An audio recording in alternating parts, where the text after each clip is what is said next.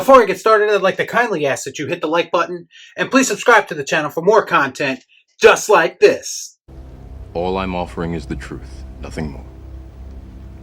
Believe it or not, I do try to be positive on this channel as much as possible. I always try to give things a chance rather than instantly dismissing them, like a lot of the hate click community seems to do on YouTube. I can't say that I blame those people because YouTube only seems to push my videos when I'm being negative.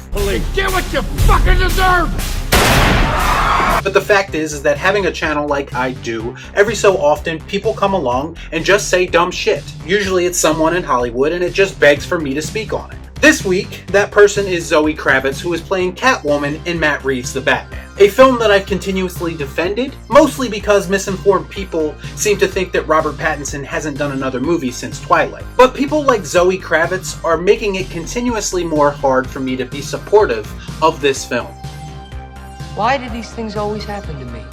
Because in a recent interview, she stated that she didn't want Catwoman to be fetishized or stereotyped. If you need further proof that Zoe Kravitz has no idea about the character she's playing in this movie, she actually started the interview with another magazine by saying this: "I've read some of the comics now, but I wasn't a comic book head or anything like that." Now, I have no issue with non-comic book readers portraying these characters. It's not a prerequisite for getting the job. But if they do get the role, I would expect them to do some level of research that would help them understand who these characters are. That makes sense.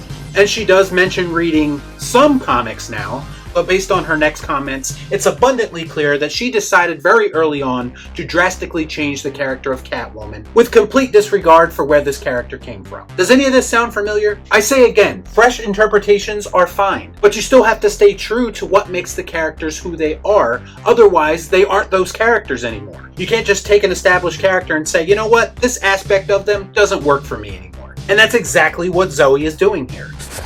Fuck you! She's getting caught up in her own emotions and feelings based on what society is telling her is right.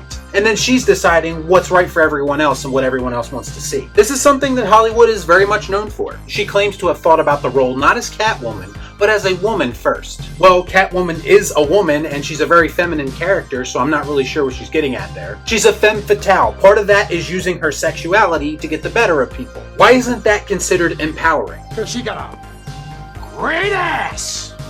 Selena Kyle has been portrayed in many different ways, but above all else, she's always been a character who's made her own way. She's a strong woman, and using her sexuality does not make her weak, nor does it make her vulnerable to men. It actually gives her power over them. You see how that works? And that's something that Zoe Kravitz felt the need to strip away from this character. Basically, her greatest asset. It seems a bit counterproductive to take a strong female character and remove all her strengths. You about to cross some fucking lines. Guys, she is a fetish, that's the point. That's why she designed her costume in the way she does. But you don't want to take the time to understand why she did it that way. I said this with Venom Let There Be Carnage, and I'll say it again here. There are children's cartoons from the past that portray these characters with an edge. But yet Hollywood thinks modern audiences couldn't possibly understand. They think they need to modernize characters that have worked in their most popular forms for decades now. These people think they know better than the creators of these characters, as well as the audience who have a personal connection to them. I knew it. I'm surrounded by assholes. Nobody cares about this shit, and nobody wants iconic characters changed either. So wake the fuck up, do your job, and stop worrying about the wrong things, and just entertain us. There you go, YouTube. There's my negative video. Have a ball with it.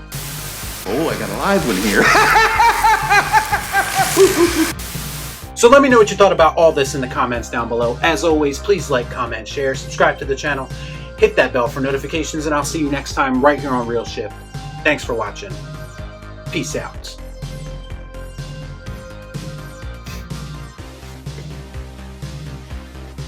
Y'all be cool. Right on.